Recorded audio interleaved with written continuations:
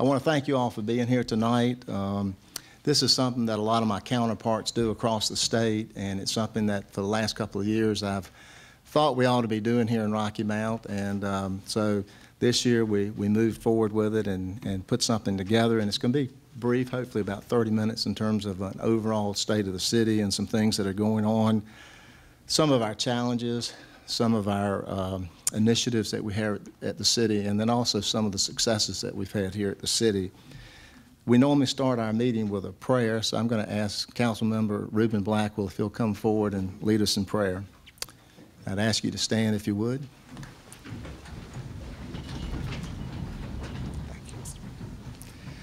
Let us pray.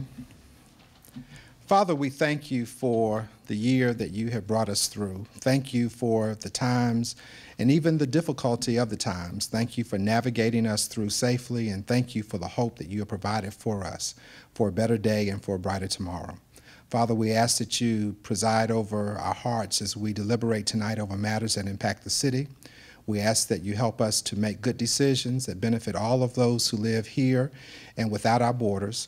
We ask that you give us your favor, Father, and open up doors for industry, better homes, a great quality of life, and a united city. We ask this in the name of Jesus. Amen.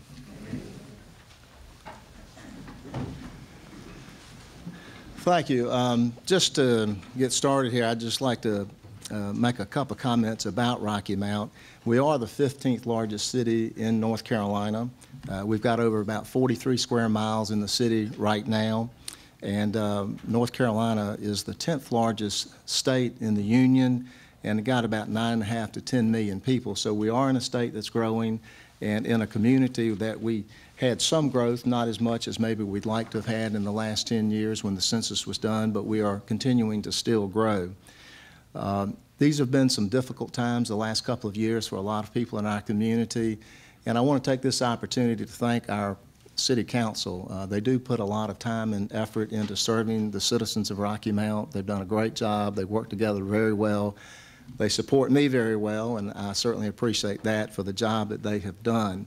Not only that, but they've taken on some initiatives that they have done here in the city and some challenges that they are working on and will continue to work on. So I want to thank them. Also, this is our first full year with our new city manager, Charles Penny. Obviously, he's not new to Rocky Mount, but he's done a great job this first year in terms of making it a very smooth transition from our previous city manager.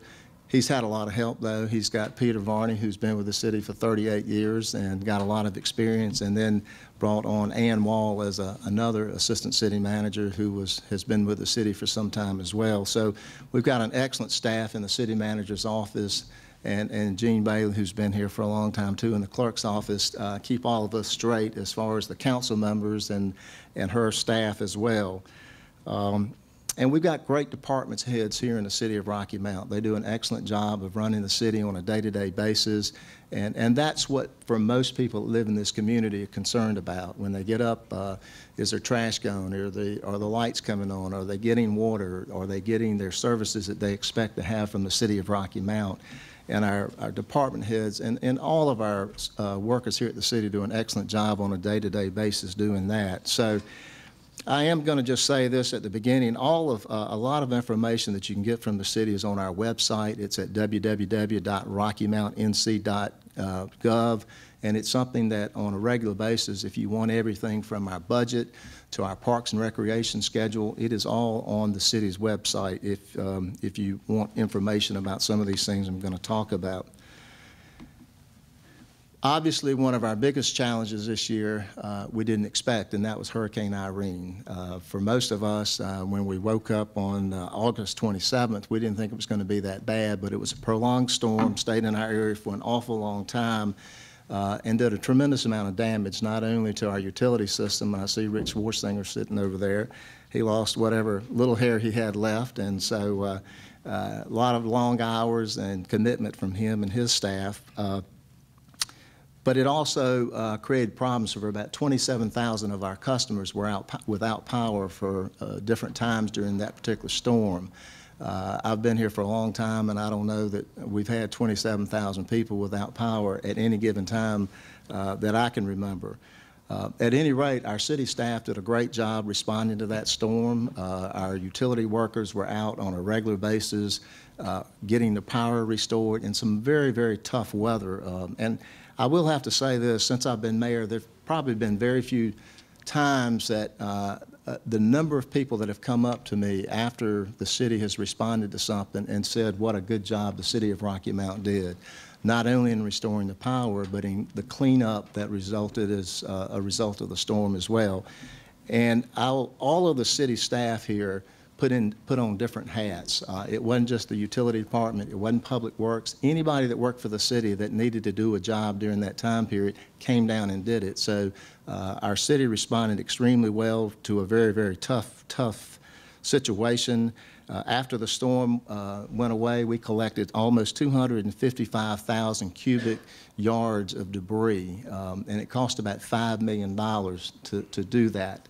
One of the things that we don't budget for is hurricanes. So when we have an event like this in our community, one of the issues is how do we pay for it? Thank goodness we've got city staff that know how to respond, and through the state of North Carolina and FEMA, we're getting reimbursed from FEMA for about $5 million for the cleanup that we had to do. So it is something that you don't only have to respond, but you've got to be able to pay for the work that you do. And since this is not something that we budget for, it would have created a tremendous stress on the city budget. The other thing we did during Hurricane Irene, which I think, and I know the county did it as well, is using the county's EMS service, which is something called Code Red. You know, part of the problem that we've seen in the past when there was an event coming, whether it was Hurricane Floyd that created the flood, was warning people in advance of what was getting ready to happen and then responding and keeping them informed during that time period. This worked extremely well during Hurricane Irene. We were able to let people know some of the progress that we were making during this time period. If they were out without power, they couldn't watch TV. In some cases, you know, they couldn't get to a place where they could get information about what was happening. Some people were isolated. But through the Code Red phone calls that dialed and let people know where we were, how long it was going to be, it worked extremely well. I will say this to anybody here or that's listening, is that you probably need to get one phone in your house and plugs directly into the telephone, because if you've got all wireless phones that need to have recharged and you don't have one in there and we have a Code Red, you probably wouldn't get the phone call. So it is something you need to probably invest in, at least one phone in your house that doesn't take electricity to get recharged so you can get these phone calls. You can also go in and submit your cell phone to us, and it'll also call that. And again, if you can't charge it, that's an issue, but you could also go to the car and do that. But we got through Hurricane Irene extremely well. If you ride around the city now, there's still a few signs of it, but overall it was cleaned up and we did an excellent job with that. I want to talk a minute about economic development, and this is something that certainly is, if you looked at a list of what's important to people in Rocky Mount, economic development, jobs, crime and public safety, and utilities. Those would probably be the top three. One of the things that the city did back in 1996 along with the county, and I see Robbie Davis over here, is formed a partnership called Carolinas Gateway Partnership. And so most of our economic development efforts, particularly for large industrial clients, is done through the Carolinas Gateway Partnership. And it is a partnership with both counties that fund it, as well as the city of Rocky Mount, and also the private sector. The reason it was created is to do more of a regional approach in terms of attracting industries to our area. And that's what across the country right now a lot of areas are doing. And as our Twin County area, we were competing with each other in Nash and Edgecombe County, and the city of Rocky Mount was kind of in between. So this has worked out extremely well. And you may not see all the efforts that happen on economic development on a regular basis, and the reason you don't, because a lot of the industry, and at any given point in time, they're probably dealing with anywhere from 15 to 25 different industries that could be looking at coming to Rocky Mount. a lot of these industries will be looking, it could be looking at Rocky Mount and maybe 5 to 10 other communities. A lot of them require that we sign non-disclosure statements because they're coming in.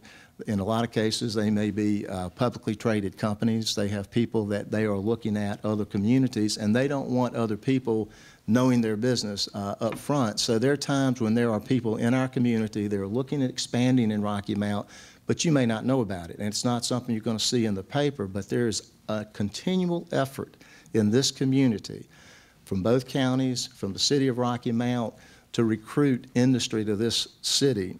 Since 1996, the Carolinas Gateway has been responsible for over 8,700 jobs in the city of Rocky Mount and over $850 million in new capital investment in Rocky Mount. So when people say, well, what are you doing? This is an ongoing effort. Every single day we are working in this community to recruit jobs to Nash and Edgecombe and the city of Rocky Mount.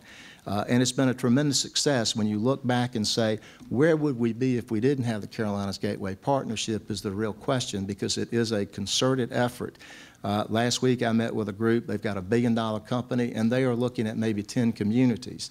But there's got to be a point in our area of somebody that's got the information and can sell Rocky Mount to these industries, and that's what Carolinas Gateway Partnership does.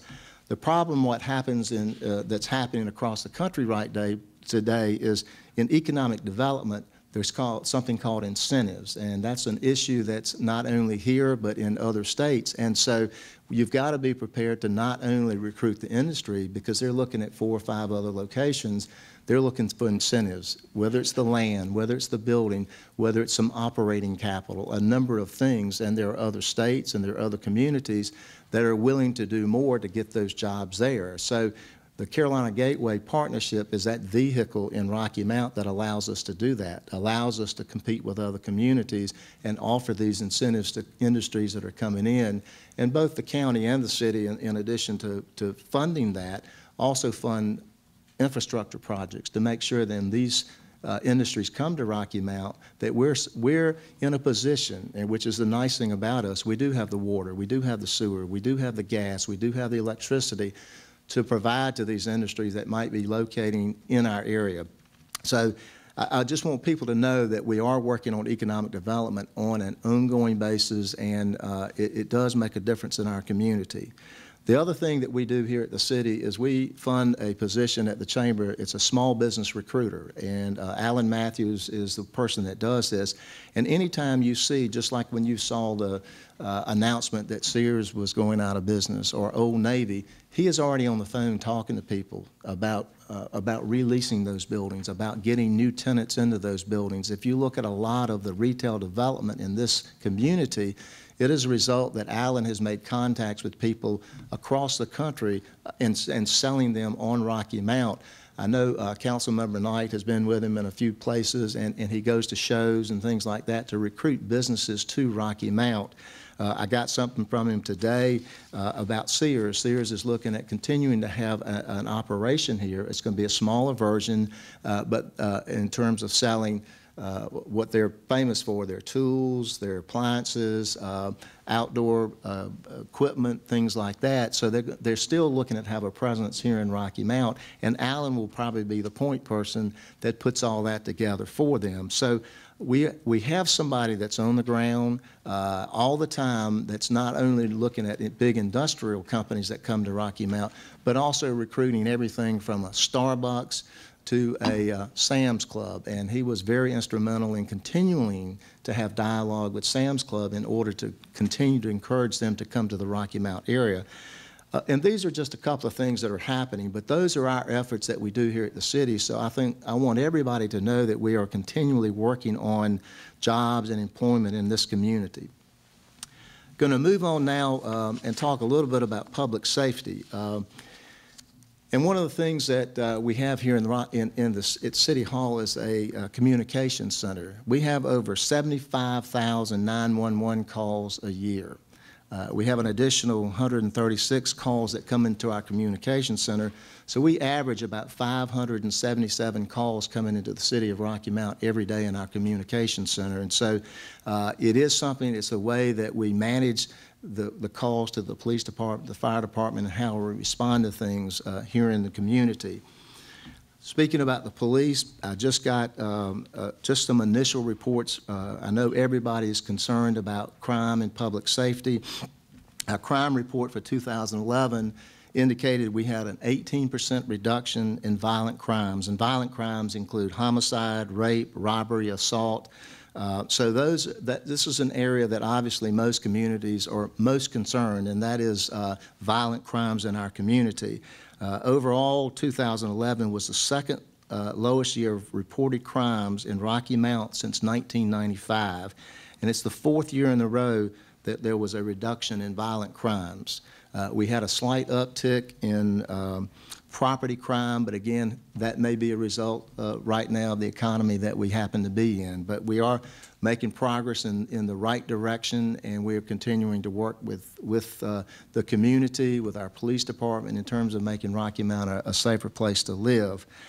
We will, the council and anybody that comes to our committee, the whole meetings, will get a full report from our new chief, who's only been here a short period of time, probably in the next 60 days or so. We'll get a full report on what's happening over the last year.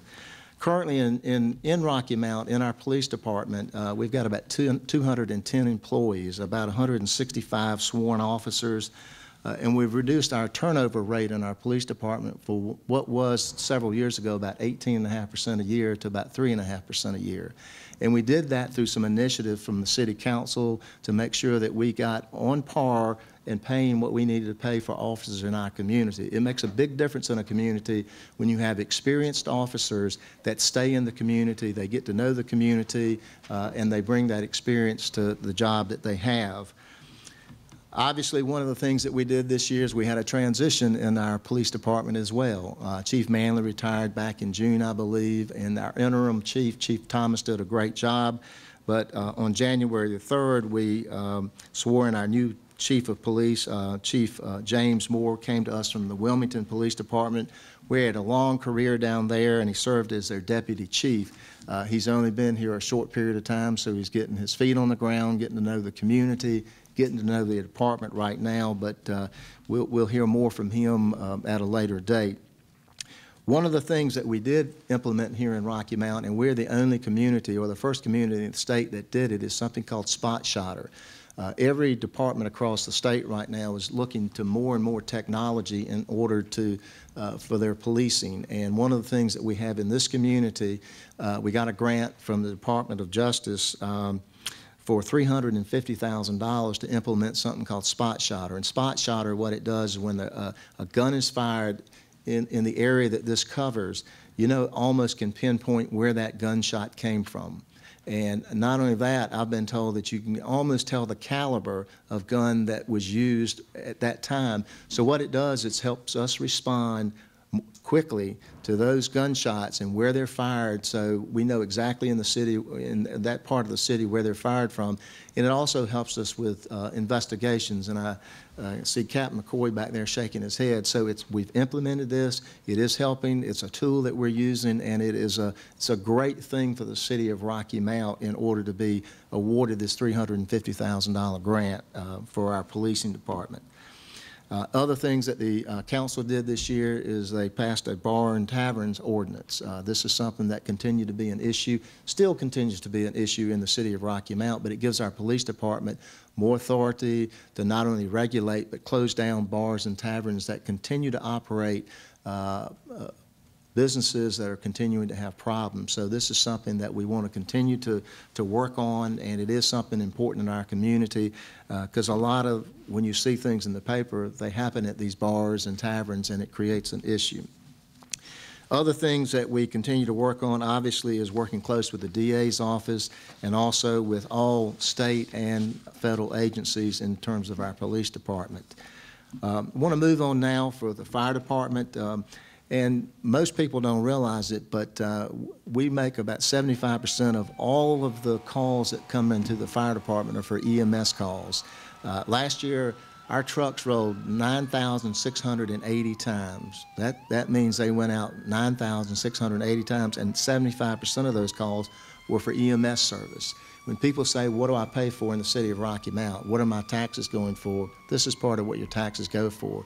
We do respond, we respond quickly, and we do a great job at it. We've got 160 firefighters, and I will say this, about 40% of our workforce here in the city is in public safety, but it's 160 in the fire department and about 210 in the police department. So over about 40% of our workforce is involved in public safety. Our fire department is one of only 11 departments in the state of North Carolina that is an International Fire Service accredited fire department, which is pretty significant because we're only 134 in the country, and we're 1 out of 11 in Rocky Mount. So, and it's because of those certifications that makes our fire department one of the best in the state. Some of the things that we've been doing in our fire department that we had not done in the past is having a Citizens Academy. We had that earlier in the year, and they're hoping to have another one this summer. The police department's been doing it for many years. It's been very successful. And another program that the fire department's doing right now is a CPR program, where they're getting out in the community and teaching more and more people how to administer CPR in case they need to do that. And I will say that the Community Foundation, Rocky Mount Community Foundation, made a donation to the fire department this year, which will allow them to buy another 50 mannequins that go out and they use these in training with the CPR training. So we got a great fire department. They do an excellent job here in Rocky Mount, and we're proud to have them. I want to talk just a minute about the downtown, and a lot of people have heard about the Douglas Block. You've seen a lot about it this year because we did have the grand opening of the Douglas Block in the spring of 2011. One of the venues down there, obviously the Booker T Theater, is kind of the crown jewel down there, and it is being used on a continual basis here in Rocky Mount, not only for public events but also private events that people are using it for. More and more people are coming down to the Douglas Block. I will say this, about 80% of the available space in the Douglas Block has been leased out, and they have already moved in or have signed the leases and will be moving in soon. So we are getting a lot of traction in the Douglas Block. It is something that seems to be working, and it's our hope that it not only continues in the Douglas Block, but will spill over to the rest of the downtown development as that is occurring. Some of the businesses down there, we have a pediatric care operation there with Dr. Sharon Romney.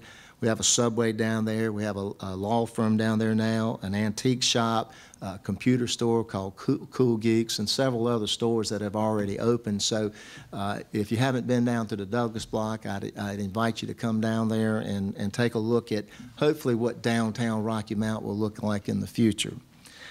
The other piece of the downtown redevelopment is our streetscape project, and this is a project that's taken a lot longer than I ever expected it to. Part of that was working with some right-of-ways with the railroad department, but we're going to end up spending about $6.5 million in downtown Rocky Mount for our streetscape project. It is a project that Congressman Butterfield helped us with to get some transportation funds to pay for this, and it impacts really all of the infrastructure in downtown Rocky Mount. If you go down there now, and I know a lot of the merchants have had concerns about it, but we're going through that painful period now, which hopefully will increase business and those people that want to come down to Rocky Mount in the future. So I'd ask everybody to continue to shop with these merchants that are downtown during this tough period because they need your business while we're going through this transition. Hopefully that'll be finished in December of this year. That's our goal right now, and I think we're on schedule to do that. One of the things that has come out as a result of the development in downtown is we have seen an action on a number of buildings in downtown Rocky Mount that are either already have contracts on them or have closed on buildings in downtown Rocky Mount. So as we continue this infrastructure, our hope is that the private sector will come in, and there are people that have seen this happen in Goldsboro and New Bern and Wilmington and Fayetteville and other places, and realize that if this economic development in Rocky Mount downtown is working, then some of these buildings will become valuable going forward and be a good investment for the folks that have purchased them.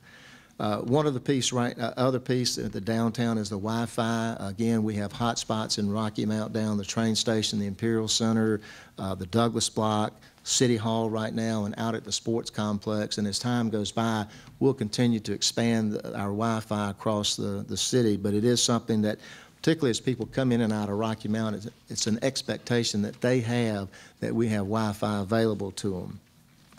One of the successes that we've had here in Rocky Mount has been in our Parks and Recreation division. We have about 55 parks here in the city of Rocky Mount. If you look at most communities our size, that's a lot of parks, and these are from small community parks to our athletic complex.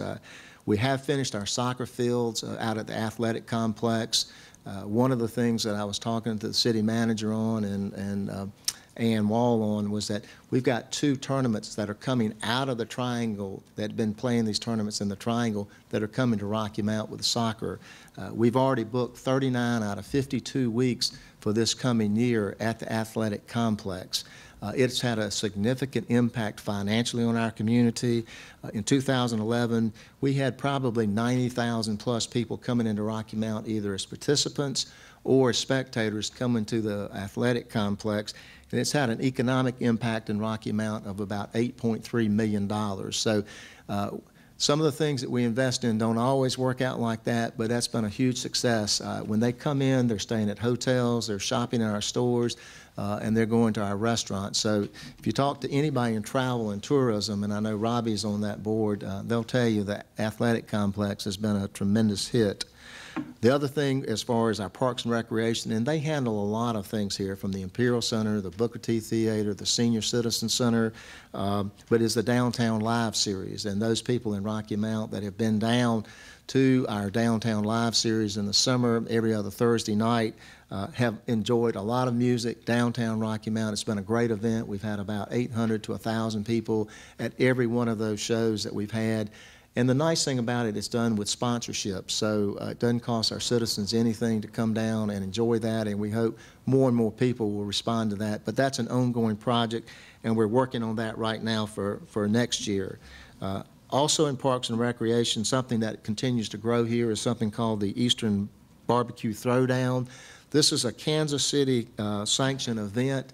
As people come here and they win this event, they get points and they go to the national event for some very large prizes, some very large money. But this is the 4th year we've been doing this, and this past year we had probably somewhere between 8,000 and 10,000 people that came down during the barbecue throwdown. So this is something that we're going to continue to do and hopefully grow this over a period of time. One of the key things in Parks and Recreation this year, though, was a gift that we received from Maria Howard, and she was somebody in our city that loved the arts here in Rocky Mount. She was very committed to it. So her estate left the city of Rocky Mount a $1 million gift for the Arts Center. And so we have named our Arts Center the Maria V. Howard Arts Center.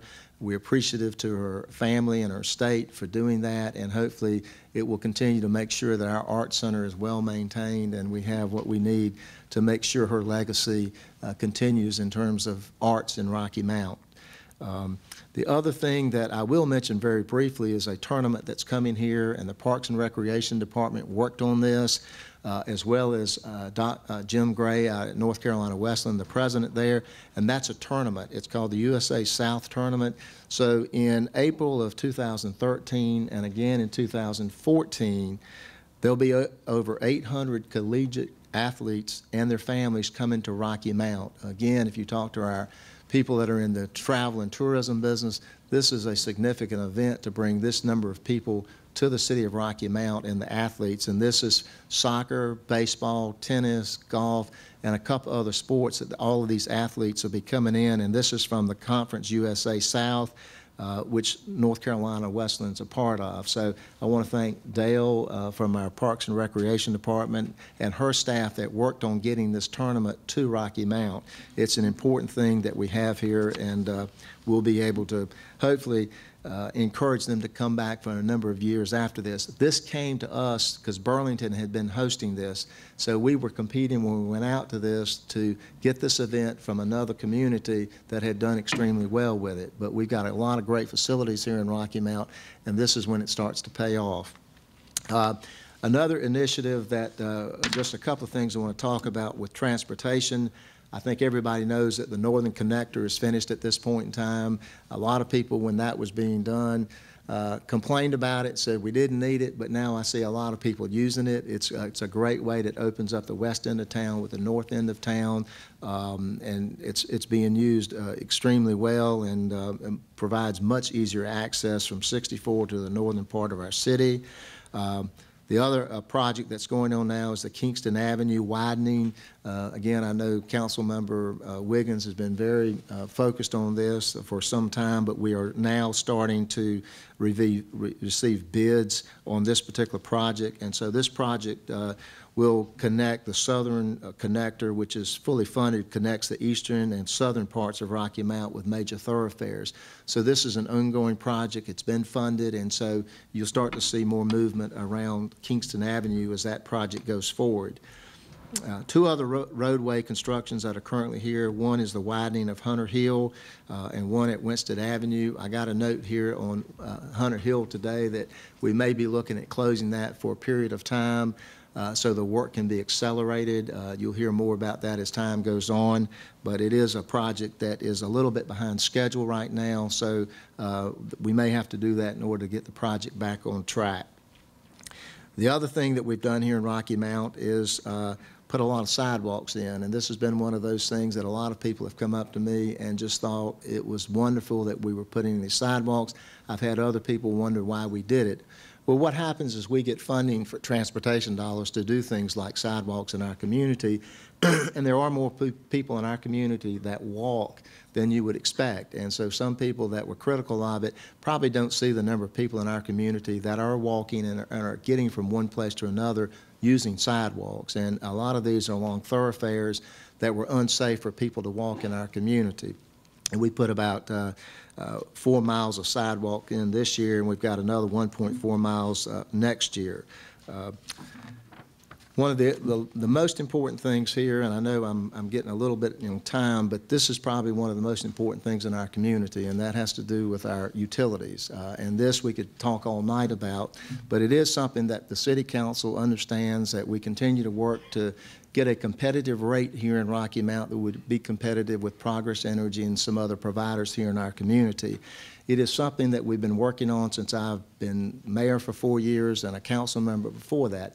It's not an easy solution. It's a difficult issue because we're tied in with 32 other cities in eastern North Carolina that made some commitments back in the 70s and early 80s in terms of investments. This was at a period of time when CP&L didn't have the money to continue to expand their operations, and so if cities like Rocky Mount, Greenville, Kinston wanted to grow, they had to invest in this infrastructure and these power plants in order to continue to grow.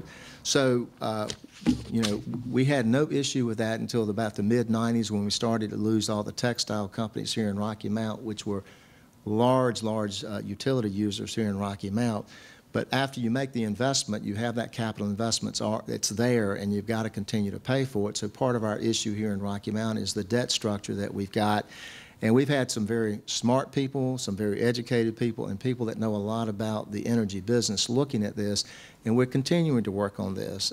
But I think people in Rocky Mount need to understand it's not an easy fix. It's not something that we can do something about overnight, and it's something that we continue to work on. And I will tell you that this City Council has been committed to this. I'll talk about an initiative that we are working on now, and I want to thank Councilmember Knight for that because he's really pushed this council on it, and that is the intervention with Duke Power and Progress Energy with their merger. They were supposed to merge, and they wanted it done by the end of December, but Rocky Mount, along with New Bern, North Carolina, have intervened with our own attorneys at the Federal Energy Regulation Commission. What Rocky Mount did was see this as an opportunity to hopefully get some concessions, to get some relief in terms of our utility rates and how we might leverage this merger in a way that we would benefit from it. The other cities in North Carolina decided not to do that. We made a commitment. Again, I'm going to point out Councilmember Knight because he really pushed us on this and believed in it, and we've had some success. Nothing's been resolved right now, but the merger did not go through. They are meeting, continuing on this, and this is an ongoing issue right now that we hopefully we'll get some benefits out there as the time goes by. So it is something that we're working on. We understand that the rates are higher than Progress Energy, and it is a commitment that we've got to continue to work on this issue. In relationship to that, we've got a couple of initiatives here that the City Council allocated some funds from our utility funds into this. One is a weatherization project that we're doing. We allocated $150,000 for people that, one of the things that you have with utilities, it's not just the rate, it's the usage. And we have a lot of older housing stock here in Rocky Mount.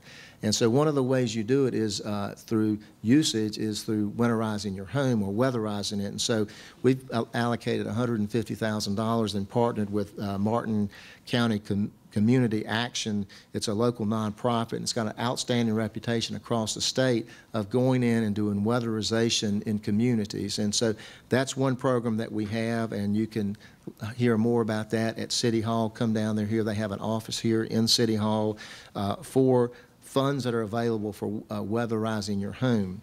The other thing is an initiative the council did. It's called the Energy Share Program, and this is if somebody's putting in a new heat pump or attic insulation, they can get up to $500 rebate from the city with that investment. And again, you can call 972-1100 for that program. But that is something that is a pilot program.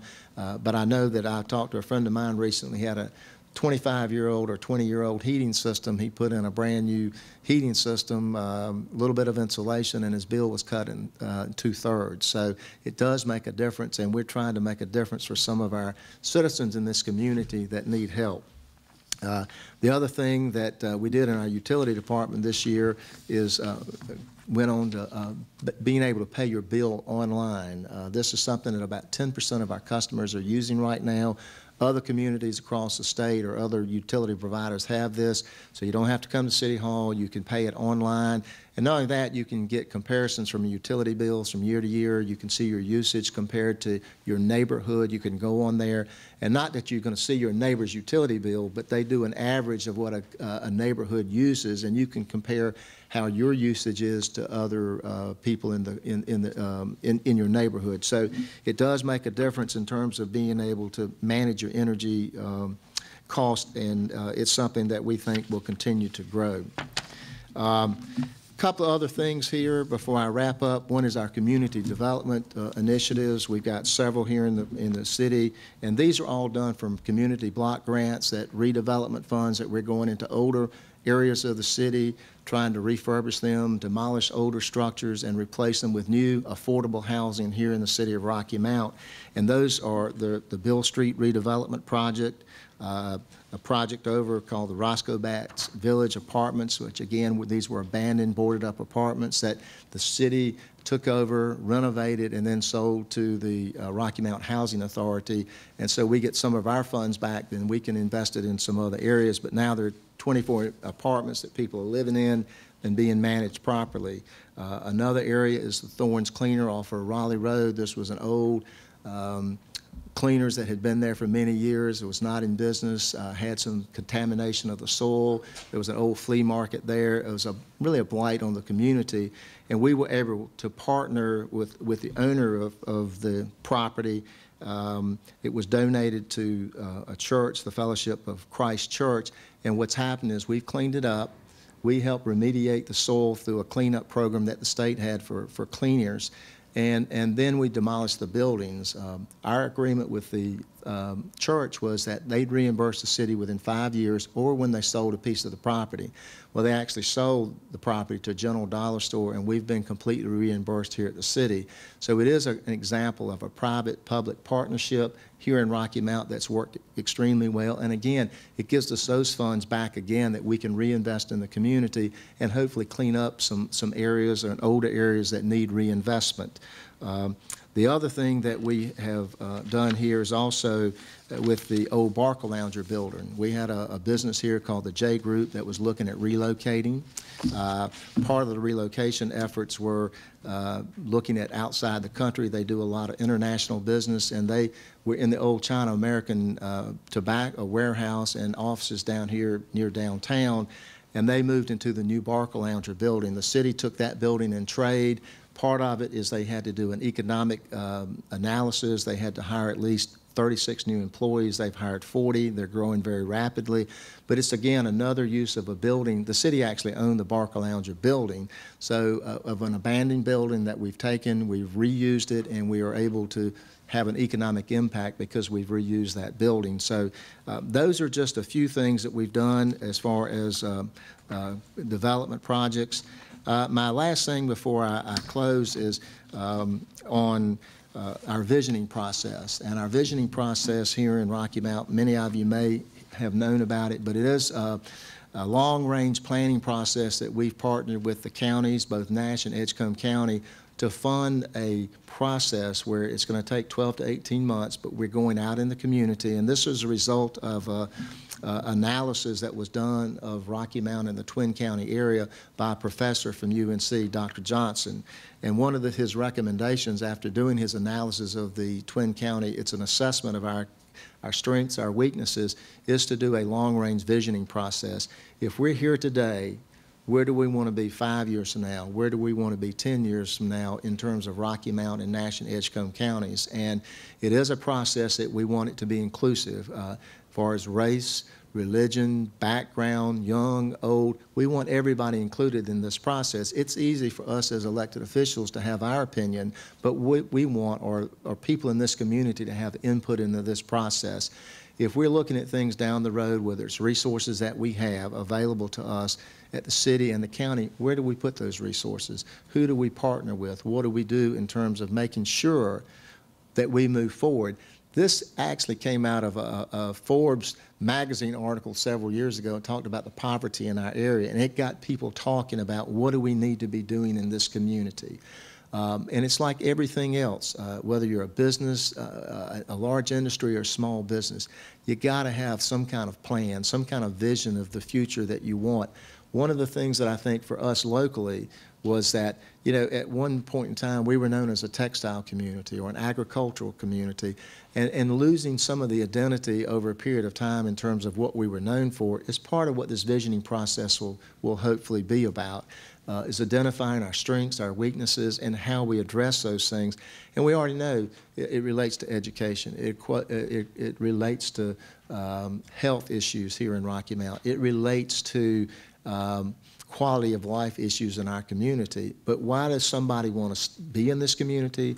Why would somebody want to come here? Why would somebody want to relocate their business to this community? And that's all things that we need to know about if we're going to be successful at what we're doing. So this long-range visioning process is starting right now. And out in the community now, there are people that are getting together. Our co-chairs are Sue Perry Cole, Robert Beeman, and Donald Boswell. And they are all have been in this community for some time, and they are actually our co-chairs of this process. Like I said, it'll take 12 to 18 months. Once we get through with this, our goal is that we will have a long-range plan for the Twin County area, Rocky Mount, Nash, and Edgecombe County, so that going forward, if somebody said, dial back 15 years ago, if we'd have had a plan there, would we be better off? Would we have 12% unemployment in our community today? Or would we have 8% unemployment? But this long-range plan is important for us as a community, as a city, and some of our elected officials may not be here 10 years from now, 15 years from now, but we want those people that are coming not only here now, but in the future, be able to look at that plan and say, does this fit into our long-range plan when they make decisions? And so it is something that is important, I think, to move our community forward. In ending, I'd just like to say that I know these have been tough times, but Rocky Mount is a very resilient community. We've been through some tough times. We've gotten through some of those tough times, and I think as the economy nationally improves, we're going to continue to see improvement here in Rocky Mount. We've had a lot of successes, even though we've had some tough times, and there's just a lot of great people in this community. I was born and raised here. It is my home, and there are a lot of people every day doing good work in this community. And I want to thank all of you for being here tonight, and I want to thank you for what you do in our community. Thank you for being here tonight.